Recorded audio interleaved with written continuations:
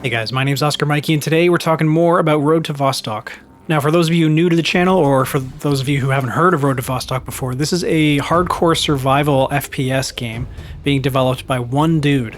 He put out his first devlog video back in March, I believe, and he's been slowly rolling out update videos and things like that ever since. Yesterday he published his third devlog video on YouTube, and I just want to go through it with you guys and give you kind of an update on the game and the progress that he's making in the development process.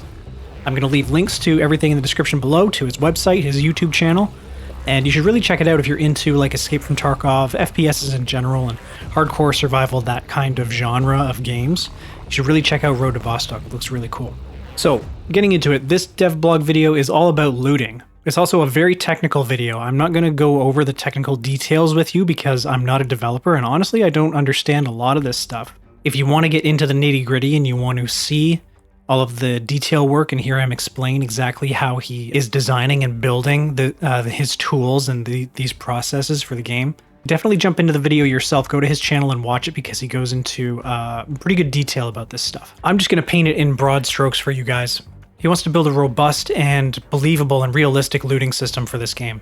He used DayZ as a reference, and how a lot of buildings and just the general looting experience in DayZ is kind of mediocre. There's not really anything going on in a lot of the buildings in that game. They're just kind of bare, and if there is some loot, it's usually sitting right in the middle of the floor, and it's not very immersive. So his goal with Road to Vostok is to create a way more believable environment. You can basically loot anything. If it looks like a container, you can probably loot it. This doesn't just include things like cabinets and drawers and things like that, but also like trash bags and mailboxes and basically anything that looks like it can have something sitting inside it or contain something. There's a good chance you can loot it and see what's inside. It could be that you find just some junks, like some paper or garbage in it, but it's going to give the player that immersive kind of more like post-apocalyptic kind of scavenging kind of vibe. I think this is really the right direction to go with this game. I'm really happy that he's taking so much care implementing this, and I think it's going to be really good. He also goes over how the loot will be kind of distributed throughout the world. There's lots more technical detail mumbo-jumbo going on here, but for interior spaces in particular, he's using a tool that basically explodes loose loot around a room.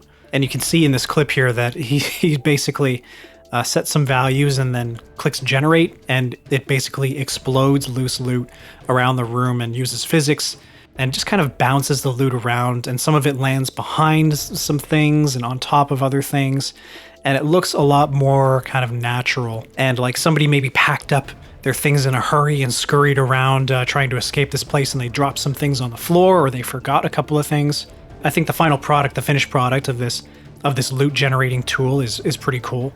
Also, when it comes to the houses or the buildings themselves, he showed off kind of random entry and exit pathways as well. So what I mean by that is, so different buildings can be like the doors or the windows could be locked or unlocked.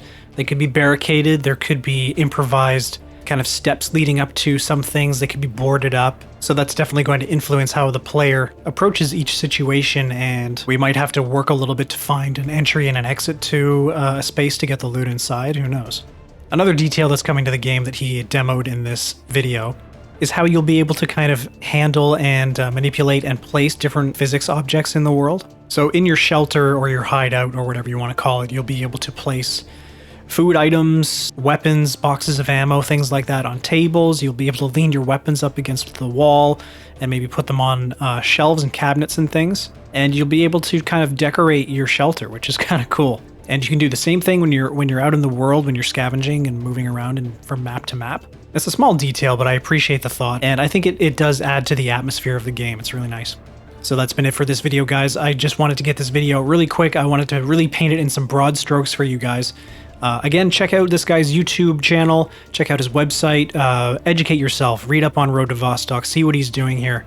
This is shaping up to be a great hardcore survival FPS, and I'm really excited to see more from this game and this developer. Go give him a follow, leave a supportive comment. Thank you so much for watching my video, guys, and I will talk to you in the next one.